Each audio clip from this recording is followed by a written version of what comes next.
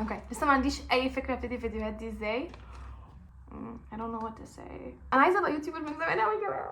طيب اوكي بالراحه. قعدت مع حد في يوتيوب وكنت بقول لها ان انا يعني نفسي قوي اعمل يوتيوب، بس حاسه ان في بارير ما بيني وما بين يوتيوب، وكنت عايزه ان انا اتخطى البارير دي وافهم انا ليه مش عارفه، لاني بكريت كونتنت على كل البلاتفورمز ويوتيوب اصلا كان هدفي الاساسي، فليه انا مش عارفه انزل فيديوهات على يوتيوب. فقالت لي بصي يا رنا if you're a perfectionist which I am، انت لو واحده عايزه كل حاجه تمشي perfect انت هتواجهي مشاكل، لان اول 10 فيديوهات هيبقوا وحشين.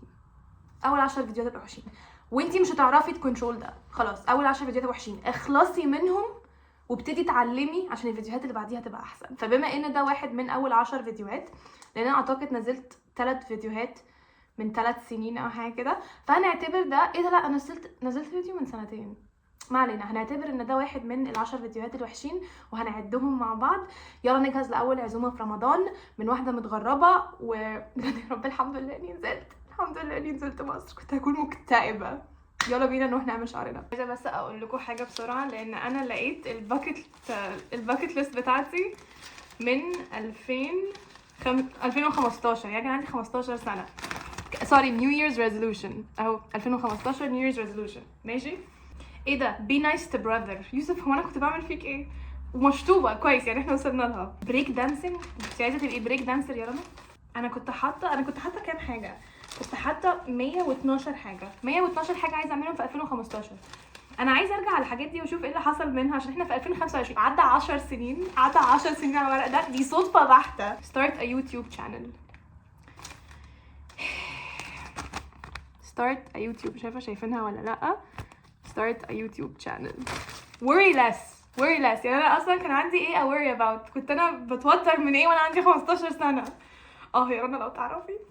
ماشي ادي 111 حاجه كنت عايزه اعملهم في 2015، واحده منهم كانت start a YouTube channel، وكل الباكت ليستس اللي قبل كده قصدي النيو يير ريزولوشنز اللي قبل كده كان فيها start a YouTube channel. فبعد 10 سنين الحمد لله it took me 10 years بس وصلنا مرحله ان انا I'm dedicated خلاص. يا رب I'm dedicated YouTube. Here we go. لبست وجهزت عشان اروح الكوافير. دي سات كنت جايباها من لندن. الكاب دي سالت عليها كتير بس مش عارفه جبتها منين. اتس كومفي، ولبست الاديداس دول. ده اوبشن من اللي هلبسه النهارده، وده اوبشن التاني. نروح نعمل شعري. انا حاسه ان انا رايحه الجيش. اهلا بيكم في العربيه. في ناس كتير ما بتحبش السواقه. انا اعرف ناس كتير ما بتحبش السواقه. انا كنت من الناس دي، انا ما كنتش مستعجله خالص ان انا اتعلم السواقه، وما كانش فارق لي قوي. اول مره سوقت مامتي واخويا كانوا بيحاولوا يعلموني السواقه، فانا قاعده وبسوق وفجاه مامتي بتقول لي ايه يا رنا الصوت ده؟ راحت بصت لاخويا كان قاعد ورا فقالت له ايه الصوت ده؟ قال لها بنتك بتحرق الموتور. طلع ان انا حاطه رجلي على البنزين والفرامل في نفس الوقت. ما علينا، المهم يعني عرفت ان انا اتعلمت السواقه وبقيت احب اسوق. في انجلترا ما بسوقش خالص عشان كله public transportation، وصراحه هو اسرع وارخص ويعني مفيد جدا، بس انا بحب السواقه. هل انا بسوق كويس؟ على حسب بتسالوا مين الرد. بس يلا نروح نعمل شعري. عملت شعري ويفي بس هيفك، يعني انا مش عارفه بحب ويفي ولا ستريت اكتر، بس لما سالتكم على الستوري عايزين ويفي ولا ستريت انتوا قلتوا ويفي فعملته لكم ويفي. اي خدمه. فاضل نص ساعه على الفطار ولسه هخش اعمل ميك اب والبس واعمل الحاجات اللي هاخدها معايا ديش بارتي وبعدين اروح. فادعوا لي عشان ايه شكلي I'm not gonna make it. اسفه على الهرجله. الكفتان اهو هوريه لكم عدل، بس انا فاضل تلت ساعه على الفطار فما عنديش وقت اني اعمل فول ميك اب. فهحط ايلاينر من شي جلام، ماسكارا من واي اس ال، ولبستيك احمر وهرجع على طول. وهلبس الجولد ايرينجز دول ومش هلبس نكلس. احلى حاجه ان انا شخصيه بتفرهد بسرعه، فناتشرال بلاش، وعملت ايلاينر لبستيك وماسكارا سريعه كده. ايه رايكم؟ طبعا الاذان ادن وانا دلوقتي لسه هبتدي الطريق. ادعوا لي وهوريكم الفاينل اوتفيت لما اوصل. رينك عايزه تسلم. say hi to YouTube. هاي. وسابينا عايزه تسلم. يقفل باب مدينتنا فانا ذاهبه لاصلي. ده the full outfit. مش عارفه ليه انا لوني بينك. في حد هنا عايز يسلم؟ انا رجعت انجلترا. اهلا بيكم في اوضتي في انجلترا. قررت ان انا هعمل الميك اب اللي انا ما كنتش عارفه اعمله عشان الاذان كان جدا دلوقتي، وادردش معاكم شويه. اوكي ايه اول حاجه ماشي اوكي. عايزه اتكلم معاكم في حاجه اسمها imposter syndrome. imposter syndrome ده احساس ان انتوا مش you don't belong، او انتوا مش حاسين ان انتوا مكانكم في المكان اللي انتوا فيه. فاهمين حاجه قصدي؟ انا حاسه ان انا اوكي. هديكوا اكزامبل. انا وانا بأدت الفيديو ده وبصوره، ودلوقتي قبل ما اصور على طول بقول لنفسي رنا، هو انتي مين قالك ان اصلا في حد عايز يتفرج عليكي؟ عارفين الافكار دي اللي بتيجي، اللي هو انتي ليه عامله نفسك حاجه اصلا؟ ليه متخيله ان في حد مهتم ان انتي بتجهزي عشان تروحي؟ بعدين قعدت اقول لنفسي ما هو the whole point of a content creator ان انتي تكوني entertainer، يعني ان انتي تعملي content اللي قدامك لو حبوا يتفرج عليه، ولو ما حبوش خلاص مش هيتفرج عليه. بس دايما احساس اللي هو ايه، انتي مين اصلا هيتفرج عليكي، او انتي متخيله ان الناس مهتمه وكده، ساعات بينتابني هذا الشعور يعني. بس فكنت حابه اشير معاكم بس ان ساعات انا بكون عايزه اصور، بس ده الاحساس اللي بحسه. بس انا بحاول ان انا في 2025 ابتدي اعمل الحاجات اللي انا بجد كنت عايزه اعملها، لان انا حاسه ان عدى وقت كتير قوي عليها زي ما شفت في اول الفيديو ده.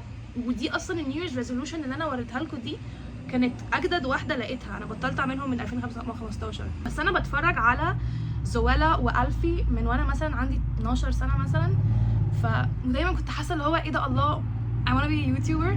بعدين لما سبحان الله دخلت السوشيال ميديا في 2020 I was like ايه ده، this is what I've always wanted to do. بس برضو كان دايما في احساس كده اللي هو يوتيوب دي حاجه كبيره قوي مخيفه، بس انا باخد steps دلوقتي عشان make it less scary، او اخليه مخيف اقل. does that make sense؟ فاهمين حاجه؟ فاهمين قصدي؟ عايزه برضو اعمل honorable mention رهيب لاستاذ شريف فايد، لان انت الرول موديل بتاعي من وانا صغيره. يعني طول حياتي بقول لمامتي انا عايزه اكبر وابقى زي شريف فايد. كنت عايزه دايما ابقى travel vlogger، اللي هو اسافر واصور لكم فيديوز من السفر، والحمد لله دي حاجه بعملها دلوقتي. بس لقيت ان انا اكتر بحب اعمل سكتشز وفيديوهات اللي هو بمثل فيها ان شخصيات مختلفه بتكلم بعض، او مثلا احكي لكم على افلام عجبتني قوي، لان انا بحب الافلام وبحب القصص، يعني دي شخصيتي اكتر. بس هكون بعمل الاتنين، يعني هكون برضو بعمل اللي هو الترافل فلوجز وحياتي وكده، وفي نفس الوقت هكون بعمل الكاركترز المختلفة اللي بتكلم بعض، وقصص اللي هو السفر عبر الزمن والحاجات دي. بس مش عارفة بقى انقلها هنا يوتيوب ولا اخليها على بلاتفورمز تانية. وفي نفس الوقت عايزة اعرف انتوا عايزين تشوفوا ايه، لان لو في كونتنت مثلا انتوا بتحبوه وانا مثلا ممكن اقدمه لكم عشان تبسطوا بيه او تشوفوه او كده، هكون عايزه اعرف وهكون عايزه اصور لكم حاجات انتوا بتحبوها. let me know، قولوا لي تحت كده انتوا ايه الكونتنت اللي انتوا حابين تشوفوه، او لما بتفتحوا يوتيوب بتحبوا تشوفوا ايه اصلا، عشان اعرف ان انا اعمل لكم الكونتنت ده. يا جماعه ميريت بلاش شيد فوكسي تحفه. بصوا ايه ده، ايه الشيد ده؟ يعني انا حاساه it's very fall، بس انا بحطه في كل الوقت لان هو it's very cute. مش عارفه انا والبراشز بقينا صحاب. انا دايما بحط ميك اب بسبونجز، بس مش عارفه ليه recently انا والبلاشز بقينا نحب بعض، ودي حاجه كويسه. اوكي انا بوريكم الافري داي ميك اب لوك عشان انا نازله افطر في مكان هنا اسمه الشيشاوي بيعمل اكل مصري، وقررت ان انا اخد كل اصحابي الانجليزي الامريكان والكنديين وكده ياكلوا معايا اكل مصري. وخدت واحده وحبيت الاكل قوي وبسطت قوي عشان كنت حاسه اللي هو احنا فعلا اكلنا حلو قوي. فهاخدهم دلوقتي وانزل واروح. قولوا لي لو عايزين تشوفوا فيديوهات معاهم، ممكن اشوف لو مثلا هم ما عندهمش مشكله يطلعوا on social media، ممكن اسمعهم مثلا اغاني عربي، ادوقهم اكل مصري، ممكن انا اطبخ اكل مصري. اوكي لا شيلوا الفكره دي، انا مش بطبخ بس ممكن اتعلم اطبخ. صدقوا ممكن اعمل فيديوهات سلسله وانا بتعلم اطبخ، لان في رمضان انا بجد مش هينفع اعيش على التيك اوت.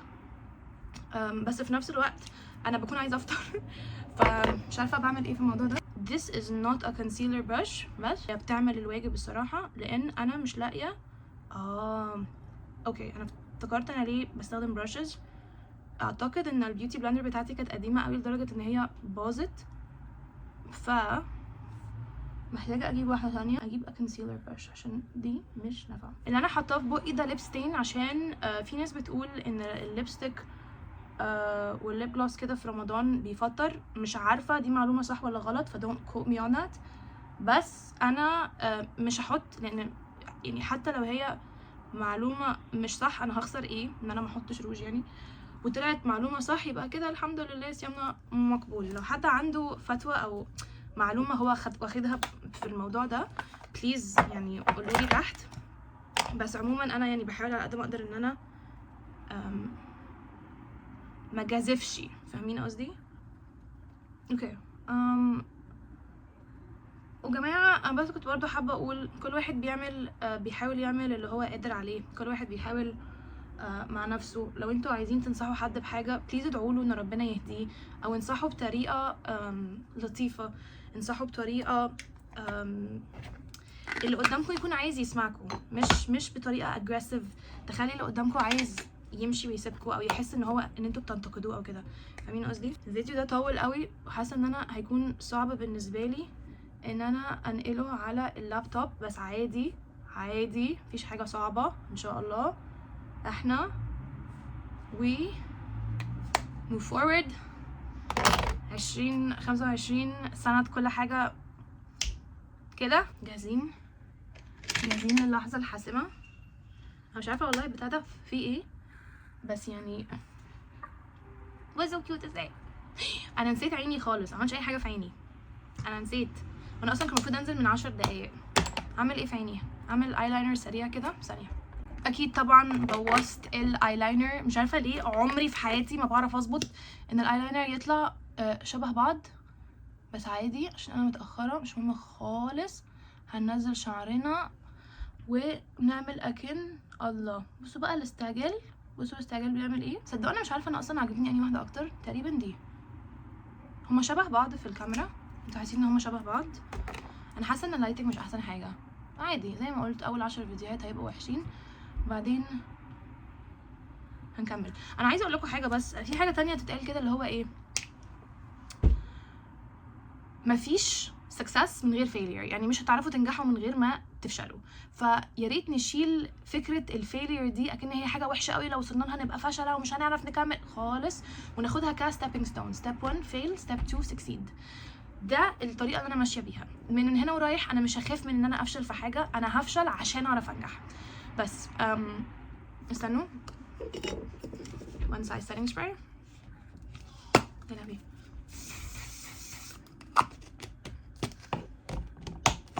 تمام كده.